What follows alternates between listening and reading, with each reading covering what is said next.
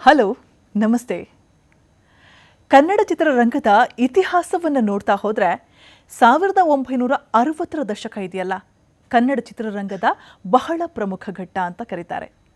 1970ರ ದಶಕವನ್ನು parallel cinema ಹುಟ್ಟಿದ ಕಾಲ, ಸುವರ್ಣಯುಗ ಅಂದರೂ ಕೂಡ 1960ರ ದಶಕವನ್ನು ಕನ್ನಡ ಚಿತ್ರರಂಗದ ಬುನಾದಿ ಬಲಗೊಂಡ, ಬೆಳವಣಿಗೆಯಾದ ಹಾಗೂ ಕನ್ನಡದ ಗುರುತನ್ನು ನೆಲೆ ನಿಲ್ಲಿಸಿದ ಕಾಲ ಅಥವಾ ಟ್ರಾನ್ಸಿಷನ್ ಪೀರಿಯಡ್ ಅಂತ ಪರಿಗಣಿಸಲಾಗುತ್ತೆ.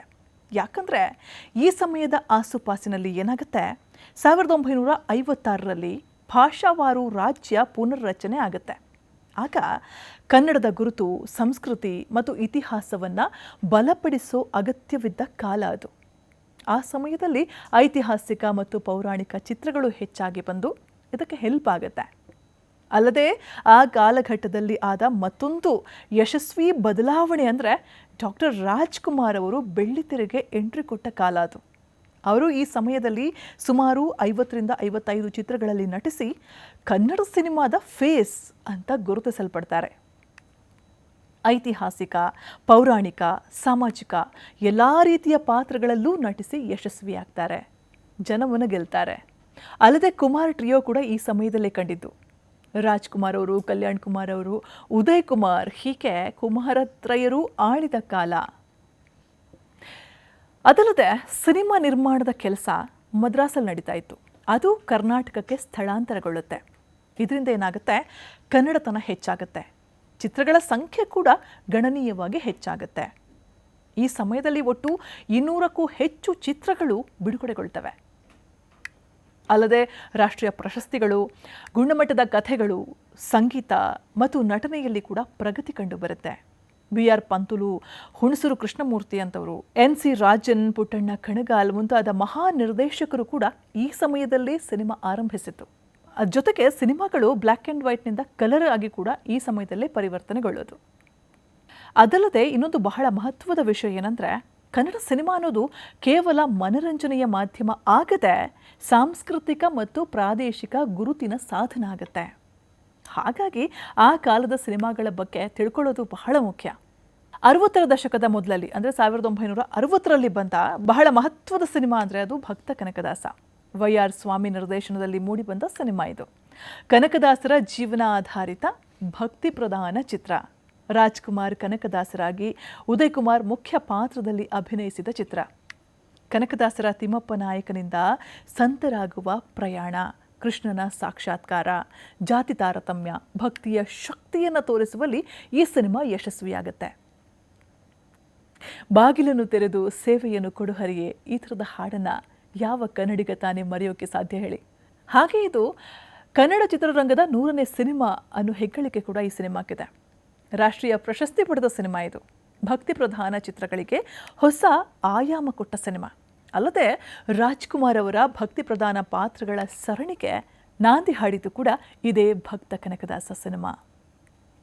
ಹಾಗೆ 1961ಕ್ಕೆ ಬಂದರೆ ಅಲ್ಲಿ ಬಂದಿದ್ದು ಕಿತ್ತೂರು ಚೆನ್ನಮ್ಮ. ಇದರ ನಿರ್ದೇಶಕರು BR Pantulu. Kittur Rani ಚೆನ್ನಮ್ಮನ ಜೀವನಾಧಾರಿತ cinema. B ಸರೋಜಾದೇವಿಯವರು ಚೆನ್ನಮ್ಮನಾಗಿ, Rajkumar ಅವರು ರಾಜ ಮಲ್ಲಸರ್ಜನಾಗಿ ಅಮೋಘ ಅಭಿನಯ ನೀಡಿದ ಚಿತ್ರ. ಬ್ರಿಟಿಷರ ವಿರುದ್ಧದ ಇವರ ಹೋರಾಟ, ದೇಶ ಪ್ರೇಮ ಸಾರುವ ಈ ಚಿತ್ರ ಆಗಿನ ಕಾಲದ ಯಶಸ್ವಿ ಸಿನಿಮಾಗಳಲ್ಲಿ ಒಂದು. ಅಲ್ಲದೆ ಆಗಿನ ಕಾಲದಲ್ಲೇ ಮಹಿಳಾ ಕೇಂದ್ರಿತ ಐತಿಹಾಸಿಕ ಚಿತ್ರಗಳಲ್ಲಿ ಇದು ಮೊದಲನೇದು. ಈಗ ಏನು ಅತ್ಯುತ್ತಮ ಕನ್ನಡ ಚಲನಚಿತ್ರ ರಾಷ್ಟ್ರೀಯ ಪ್ರಶಸ್ತಿಯನ್ನ ಕೂಡ ಮುಡಿಗೇರಿಸಿಕೊಂಡ ಕನ್ನಡದ ಹೆಮ್ಮೆಯ ಚಿತ್ರ ಅನ್ನಿಸಿಕೊಂಡಿದ್ದಲ್ಲದೆ ಸರೋಜಾದೇವಿಯವರ ತಮ್ಮ ಜೀವನ ಕಾಲದ ಶ್ರೇಷ್ಠ ಪಾತ್ರಗಳಲ್ಲಿ ಇದು ಕೂಡ ಒಂದು. 1963ರಲ್ಲಿ ಬಂದ MR ವಿಠಲ್ ರವರು ನಿರ್ದೇಶನ ಮಾಡಿದ ನಂದಾದೀಪ ಅನ್ನೋ ಸಿನಿಮಾ. ಇದೊಂದು ಲವ್ ಸ್ಟೋರಿ, ಸಾಮಾಜಿಕ ಚಿತ್ರ. ರಾಜ್ಕುಮಾರ್, ಹರಿಣಿ, ಲೀಲಾವತಿ, ಉದಯ್ ಕುಮಾರ್ ಅಭಿನಯದ ಸಿನಿಮಾ. ಅಲ್ಲದೆ ಮೊದಲ ಬಾರಿಗೆ ಕನ್ನಡದ ಸಿನಿಮಾ ಒಂದು ಗುಜರಾತಿ ಭಾಷೆಗೆ ರೀಮೇಕ್ ಆದಂತಹ ಸಿನಿಮಾ. ರಾಷ್ಟ್ರೀಯ ಪ್ರಶಸ್ತಿ ಪಡೆದ ಸಿನಿಮಾ. ಅಲ್ಲದೆ ಇದು ವಿಠಲ್ ಅವರ ನಿರ್ದೇಶನದ ಮೊದಲ ಸಿನಿಮಾ. 1963ರಲ್ಲೇ ಮತ್ತೊಂದು ಸಿನಿಮಾ ಕೂಡ ಬಿಡುಗಡೆಯಾಗುತ್ತೆ. ಅದು ಸಂತ ತುಕಾರಾಮ್. ನಿರ್ದೇಶಕ ಸುಂದರ್ ರಾವ್ ನಾಡಕರ್ಣಿ. ಇದು ಮಹಾರಾಷ್ಟ್ರದ ಸಂತ ತುಕಾರಾಮರ ಜೀವನ ಆಧಾರಿತ ಸಿನಿಮಾ. ರಾಜ್ಕುಮಾರ್ ತುಕಾರಾಮರಾಗಿ, ಲೀಲಾವತಿ ತುಕಾರಾಮನ ಪತ್ನಿಯಾಗಿ ನಟಿಸಿದ ಚಿತ್ರ. ಭಕ್ತಿ ಪ್ರಧಾನ ಹಾಗೂ ಸಾಮಾಜಿಕ ಸುಧಾರಣೆ ಈ ಚಿತ್ರದ ಅಂತರಾಳ. ಅಲ್ಲದೆ ರಾಷ್ಟ್ರೀಯ ಪ್ರಶಸ್ತಿಯನ್ನು ಮುಡಿಗೇರಿಸಿಕೊಂಡ ಸಿನಿಮಾ. ಇನ್ನೊಂದು ಏನಾಗುತ್ತಂದರೆ ಭಕ್ತಿ ಸಾಹಿತ್ಯವನ್ನು ಕನ್ನಡಕ್ಕೆ ತಂದು ಅದರಲ್ಲಿ ಯಶಸ್ವಿಯಾದ ಸಿನಿಮಾ ಸಂತ ತುಕಾರಾಮ. ಈ ಸಿನಿಮಾದಲ್ಲಿ ಸಂತರ ಪಾತ್ರದಲ್ಲಿ ರಾಜ್ಕುಮಾರ್ ಅವರ ಅಭಿನಯ ಇದೆಯಲ್ಲ, ಅತ್ಯಂತ ಶ್ರೇಷ್ಠ ಮತ್ತು ಅಮೋಘ ಅಭಿನಯಗಳಲ್ಲಿ ಒಂದು. ಹಾಗೆ 1964ಕ್ಕೆ ಬಂದರೆ ಬಹಳಷ್ಟು ಒಳ್ಳೊಳ್ಳೆ ಸಿನಿಮಾಗಳು ಈ ಸಮಯದಲ್ಲಿ ಬಿಡುಗಡೆಗೊಳ್ತವೆ.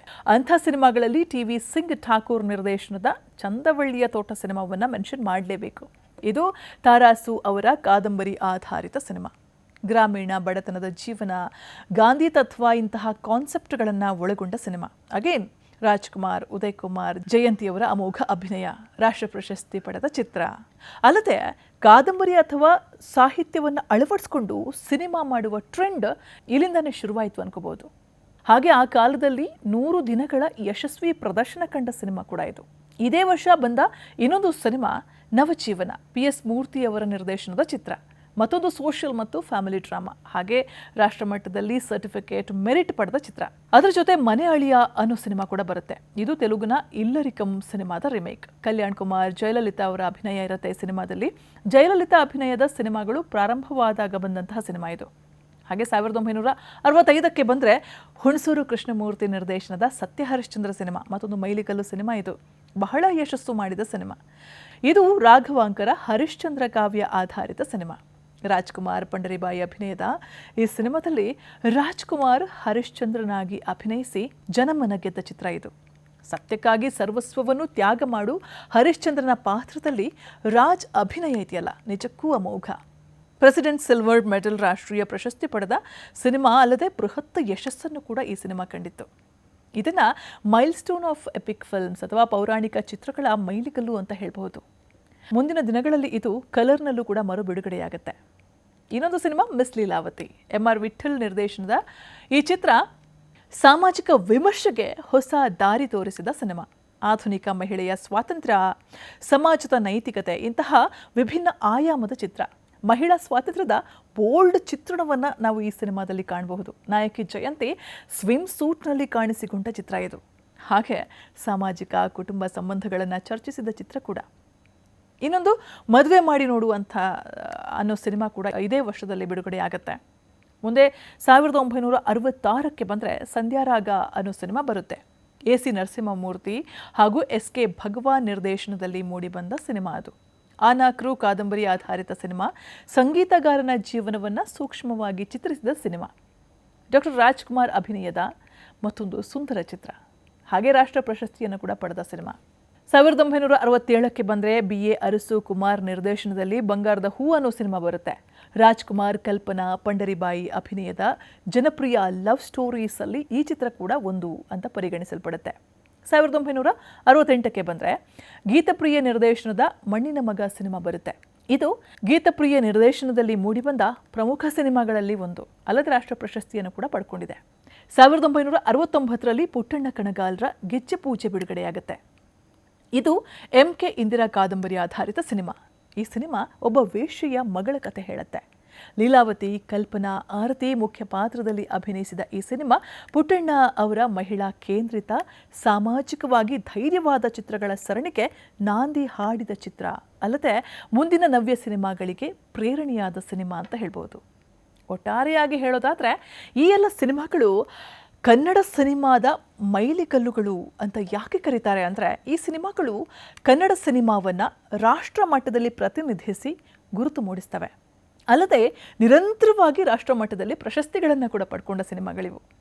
ಕಾದಂಬರಿ, ಪುರಾಣ, ಐತಿಹಾಸಿಕ ಈ ಥರದ ಕಾಂಟೆಂಟ್ಗಳಿಂದ ಕನ್ನಡ ಸಾಹಿತ್ಯ, ಸಂಸ್ಕೃತಿಯನ್ನು ಜನಪ್ರಿಯಗೊಳಿಸಿದ ಸಿನಿಮಾಗಳಿವು. ಭಕ್ತಿ, ಐತಿಹಾಸಿಕ, ಸಾಮಾಜಿಕ, ಪ್ರಣಯ, ಮಹಿಳಾ ಕೇಂದ್ರಿತ ಈ ಎಲ್ಲ ಪ್ರಕಾರಗಳಲ್ಲಿ ಸಿನಿಮಾದ ಗುಣಮಟ್ಟ ಹೆಚ್ಚಿಸಿದ್ವು. ರಾಜ್ಕುಮಾರ್ ಅವರನ್ನು ಸೂಪರ್ ಸ್ಟಾರ್ ಮಟ್ಟಕ್ಕೆ ಏರಿಸಿದ ಕಾಲ. ಅಲ್ಲದೆ ರಾಜ್ಕುಮಾರ್ ಅವರು ಪೌರಾಣಿಕ, ಐತಿಹಾಸಿಕ, ಲವರ್ ಬಾಯ್ ಪಾತ್ರಗಳಿರಬಹುದು, ಬಾಂಡ್ ಪಾತ್ರಗಳು, ಹೀಗೆ ವರ್ಸಟೈಲ್ ಅಭಿನಯಕ್ಕೆ ಹೆಸರಾದ ಕಾಲ. ಪುಟ್ಟಣ್ಣ, ವಿಠಲ್, ಪಂತುಲು ಮುಂತಾದವರಿಗೆ ವೇದಿಕೆ ಕೊಟ್ಟ ಕಾಲ. ಬಡತನ, ಮಹಿಳಾ ಸ್ವಾತಂತ್ರ್ಯ, ಸತ್ಯ, ಭಕ್ತಿ, ಸ್ವಾತಂತ್ರ್ಯ ಹೋರಾಟ ಈ ಥರದ ವಿಷಯಗಳನ್ನೆಲ್ಲ ಜನಸಾಮಾನ್ಯರವರೆಗೂ ತಲುಪಿಸಿದ ಕಾಲ. ಹಾಗಾಗಿ ಈ ಚಿತ್ರಗಳು 1960ರ ದಶಕವನ್ನು ಸುವರ್ಣ ಯುಗ ಅನ್ನಿಸುವಲ್ಲಿ ಪ್ರಮುಖ ಪಾತ್ರ ವಹಿಸಿವೆ. ನಂತರದ 1970ರ ಪ್ಯಾರಲಲ್ ಸಿನಿಮಾ ಅಥವಾ ನವ್ಯ ಸಿನಿಮಾ ಹಾಗೂ ಅವುಗಳ ಕಮರ್ಷಿಯಲ್ ಸಕ್ಸಸ್ಗೆ ಈ ಸಿನಿಮಾಗಳು ಅಡಿಪಾಯ ಹಾಕಿದ್ವು ಅಂತ ಹೇಳ್ಬೋದು. ನಮಸ್ಕಾರ.